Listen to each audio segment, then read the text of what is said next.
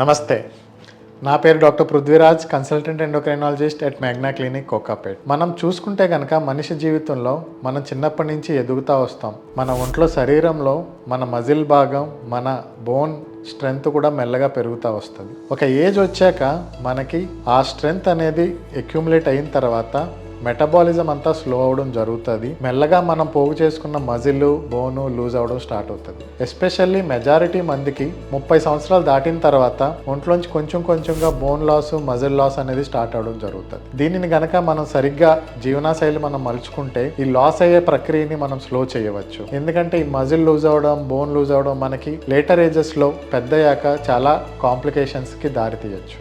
మీ muscle loose అవ్వకుండా, sarcopenia అవ్వకుండా ఉండాలన్నా, బోన్ లూజ్ అవ్వకుండా, ఆస్టియోపోరోసిస్ అవ్వకుండా ఉండాలన్నా మీరు కొన్ని జాగ్రత్తలు తీసుకోవాలి. ఒకటి, స్మోకింగ్, ఆల్కహాల్ బాగా నియంత్రించండి, వీలైతే కంప్లీట్గా ఆపేయండి. రెండోది, మీరు తినే ఆహారంలో ప్రోటీన్ పదార్థం, కాల్షియం పదార్థం బాగా ఉండేలా చూసుకోండి. మూడోది, మీకు వెలుతురు, సన్లైట్ను, విటమిన్ డి సప్లిమెంట్స్ పీరియాడికల్గా కానీ తీసుకోవడం చేసుకోండి. నాలుగోది, చాలా ముఖ్యమైనది ఏంటి అంటే మజిల్ స్ట్రెంథనింగ్ ఎక్సర్సైజెస్. మన మజిల్ లూజ్ అవ్వకుండా ఉండడానికి వెయిట్ లిఫ్టింగ్ కానీ, పుషప్స్ కానీ, పుల్లప్స్ కానీ, ఇలా muscle strengthening exercises, weight bearing exercises, jogging కానీ ఇలాంటివన్నీ కూడా చాలా ఇంపార్టెంట్ అన్నమాట.